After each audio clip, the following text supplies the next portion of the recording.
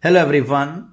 So in this lecture, I'm going to create the host inventory file, and in the host file, I'm going to define my clients which I want to manage from my control node.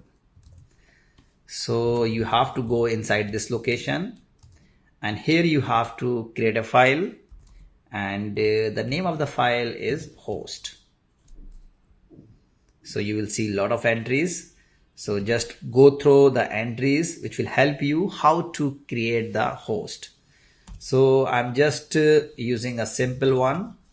So here I have to use sudo vim host.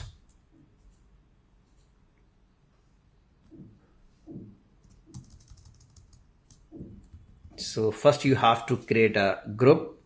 Let me give the name dev, and here I'm just defining client 1 and client 2. So I have just created a group that is dev, and in that group there are two clients, client 1 and client 2. Let me save and come out.